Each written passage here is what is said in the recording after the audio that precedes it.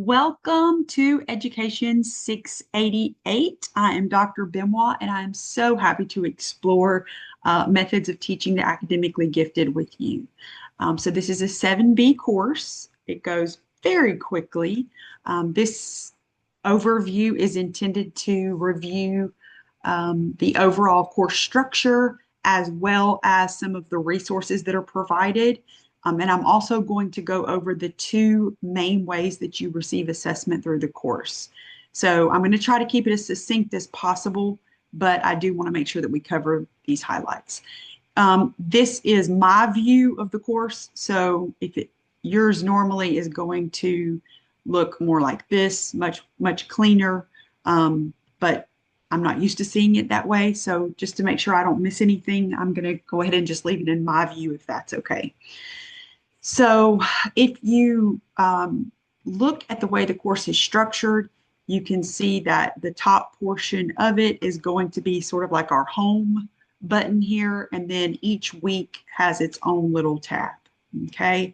And those should all be opened up pretty soon for you. So, but we're just going to use these first two for the purposes of this video. So, right in the first tab, you see that you've got all of your housekeeping items. And the video that I'm creating right now will also have a home right up here. It'll have a button up here. So the very first thing we want to jump into is our syllabus. Let me see that right here. Notice that the syllabus contains all of the information for the course. My office hours are here, but of course this is an online course. Please email if you have any questions. It is also going to contain information about our optional support, Zoom supports that are provided once per week. So it'll have the time, it'll have the Zoom link or the Teams link and everything there. It's got the late work policy, textbook, what is the standards that support our course, field experience, and of course, our main assignments and objectives for the course are all provided there as well. So you can scroll down, you can have everything here, everything that's supporting the course, the grades. Whew, it's a really long syllabus. So have fun with the syllabus.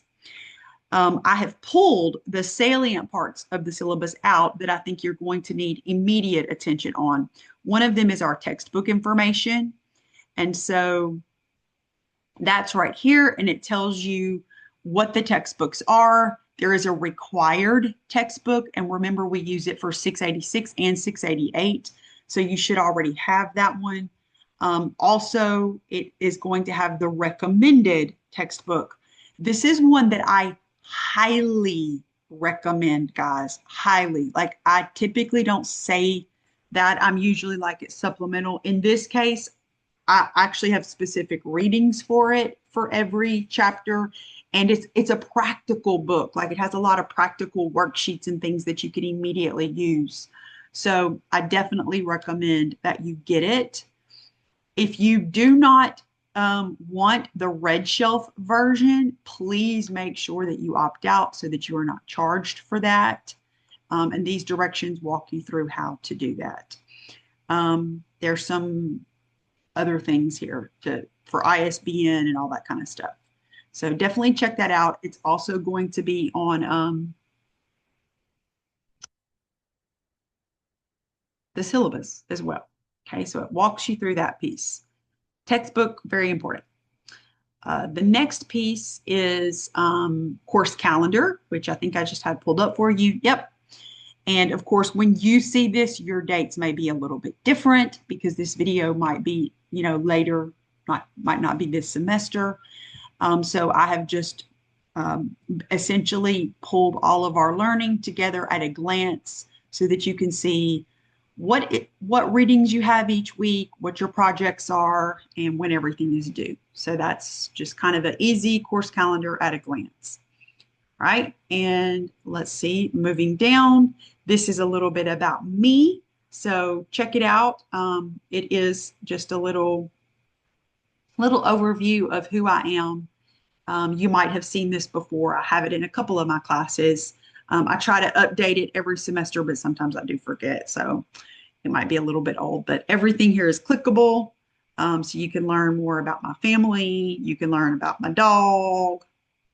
This was just kind of a fun little project. And I think it's a great representation of things that gifted students enjoy and things that oftentimes can make a classroom more engaging for our students. So that's there. Let me go back to our main page here. So this is a little bit about me. And then this is our late work documentation portal. This is just in case you ever have work that is late. By all means, reach out to me via email, let me know.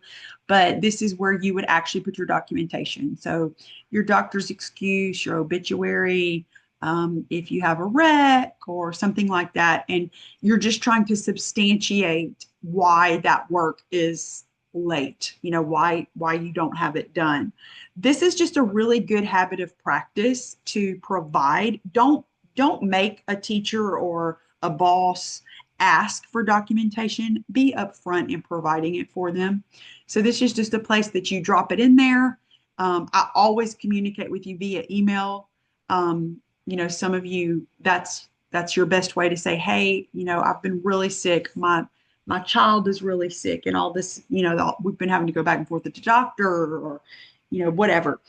If it's just a small thing, it's easy. But if we have some extensive sort of lateness, you definitely want to make sure that that is substantiated. Okay, so I think that kind of covers the main pieces. I'm going to dive into week 1 so that you can see the way modules are set up. So you're always going to have week 1 materials. There are links within it, which I'll show you in a moment. You are always going to have your field experience journal, log, and database, which I'll show you in a moment. And then you're going to have whatever your assignment is. The due date will be there and the point value as well. So let's go ahead and click on week 1 materials and you'll see the breakdown of it. So this week you definitely need to review the syllabus. That would be the first thing you would need to do this week. Read over it carefully. And then this is the lecture materials. So you can do this portion in any order you want. Number 3 is going to be required reading. So have to have this done. 4 is recommended reading. Some people like to watch my video first and then jump into their readings. Some people prefer to do the readings first and then watch the lecture. So that's up to you. So there are lecture materials provided for all of our main content. Woo, you can hear my voice. If you don't want to hear my voice, you can just go through and look at the bullet points for each slide. However, I will say you're going to miss a lot there because the bullet points are truly just tip of the iceberg. So you can put it on almost like a podcast type thing going while you do your work, but I definitely recommend that you listen to the videos. The videos not only cover our content, but they're always going to have some scenarios where I review where we actually apply some of the content that we're talking about in class. These are really helpful because they're typically directly tied to your journal prompt for the week, which I'll review with you, give you some ideas, tell you what our focus is. And they're also tied to the project that you're going to have to do. So keep that in mind. They're intended, like I said, they are intended to be very helpful and essentially kind of like streamline the course for you. The tasks are always going to be presented here. So you've got a field experience journal. Notice the due date on that. I'll reference that in just a moment. But then we also have a project, and the project has an immediate due date. So this one is like what we need to be working on for the week. This is ongoing and will be turned in at the end of the semester. So notice that this document contains everything that you need for journals, projects, and field experiences. So all of your tasks are in this document, okay? I'm actually going to go back so that I can show you. This is also the same thing I was talking to you about right here. Okay, so it's the same document. I put it 2 places. I put it here, plus I put it in the materials. All right. So let's go ahead and reference it right now. This is what the document is, and I'm going to talk you through it. All of your activities, everything you do in this course is streamlined. All of it is intended to be cohesive, and essentially, since it's a 7B course, we do not have wasted assignments. So let me take a little time and go over them for you. Throughout this course, you're required to have 20 observation or clinical experience hours, which refine your understanding of effective methods for teaching gifted students. So this chart explains how and when the field experience hours are acquired and when they're submitted. So, and it also shows you what they're tied to. So notice that project 1, which is week 1, field experience journal, focus question 1. So they actually go together, okay? They need to be done in week 1. They are worth 4 hours, and it shows you acquire them in week 1, but you submit the hours in week 7. So let me explain how this works. And notice that project 1, 2, 3, 4, they all have focus question, and it all is going to this final curriculum project. And that is going to be submitted at the end of the semester. Okay. So projects, I'll explain, must be completed during the week that they're assigned to ensure the instructor has time to provide feedback before the final curriculum project. Project assignments are on pages 5 through 11 of this document. So see page 5 for the full details, okay? So these are projects. Let me go back and show you how this works. Notice that each week a project forum is there. So the project is due.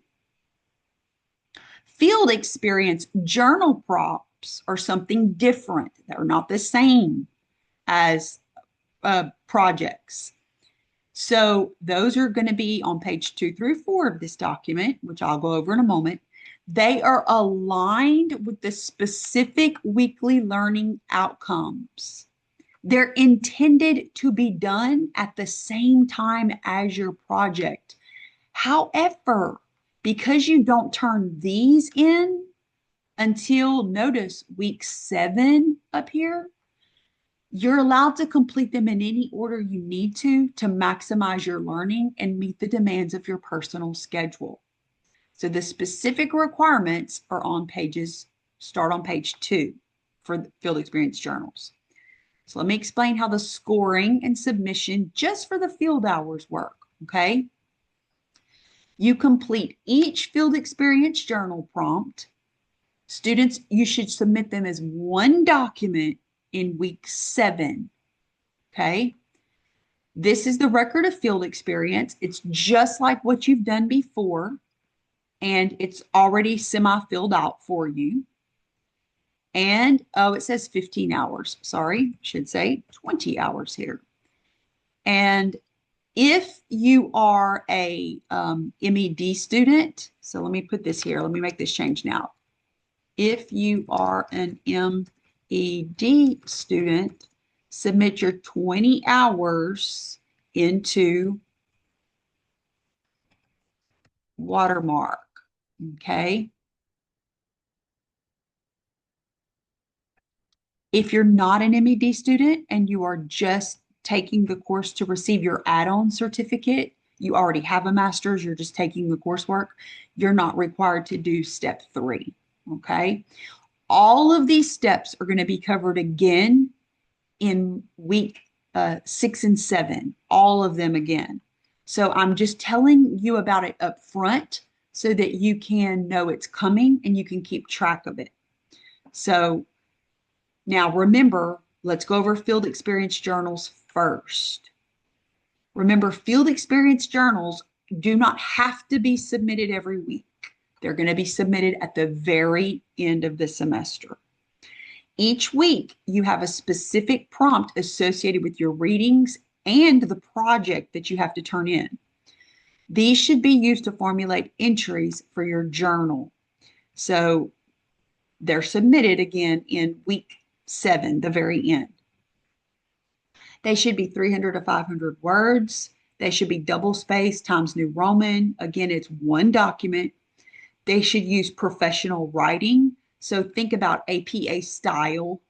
All entries need to be saved on one continuous document.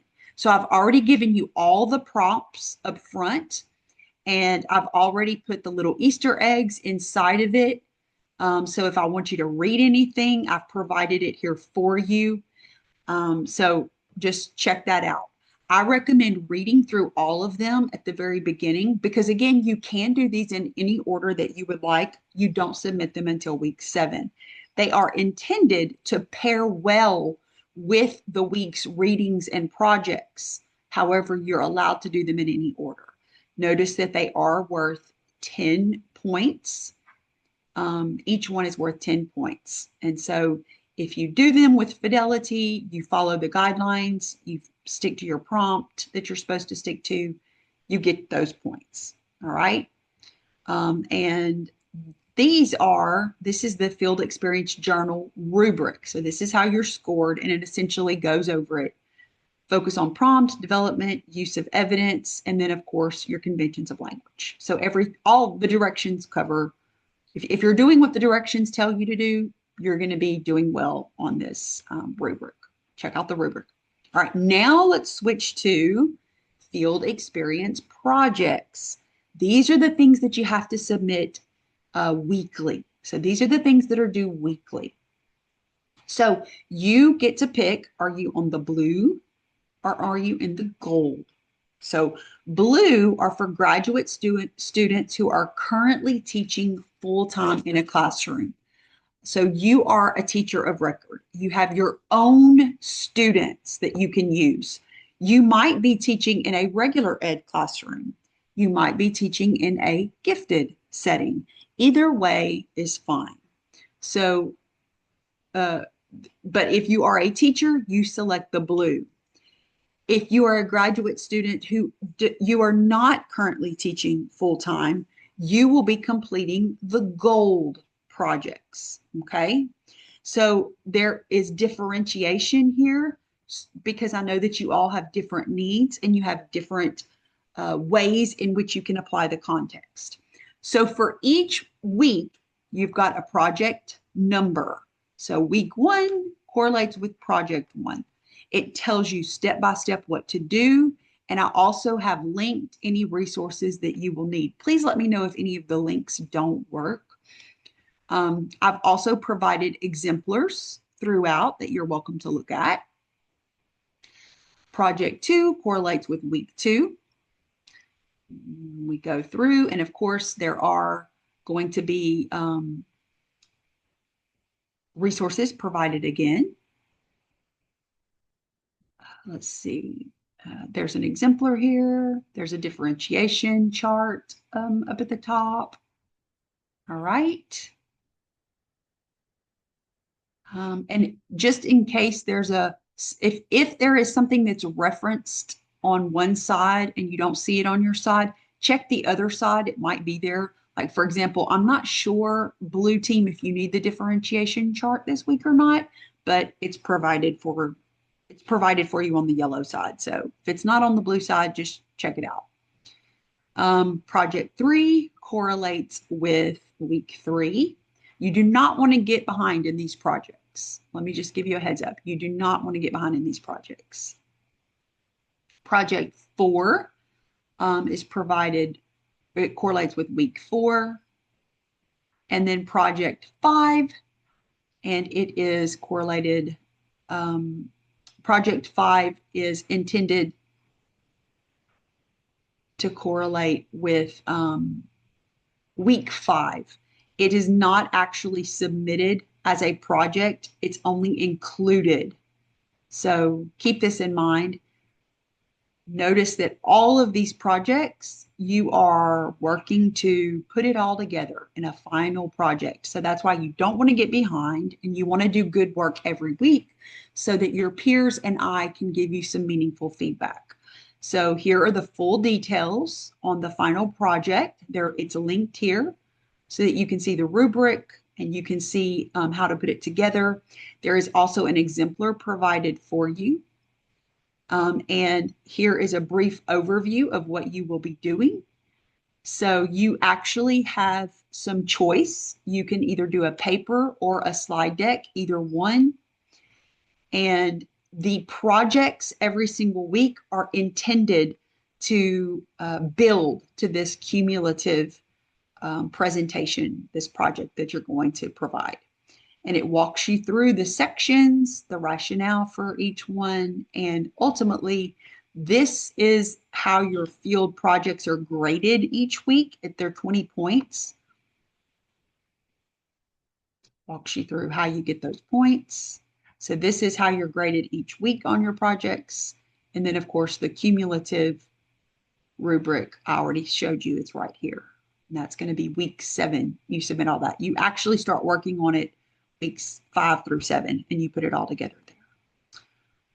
So let's go back just so that you can see the way it's put together. Although the entire class is not opened yet, it will be, just so you can kind of see how those are all put together. And notice week 1, I walked through it for you. That's due. Week 2, you will have a project that's due. Week 3, project that's due. Week 4, project that's due. Week 5, nothing is due this week because now you're starting to wrap it all up. And week 6 is where you will submit the final project as well as your field experience journal, log, and database submission.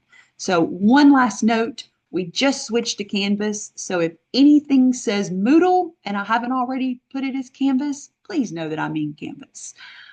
Please reach out if you have any questions. I hope this overview helps.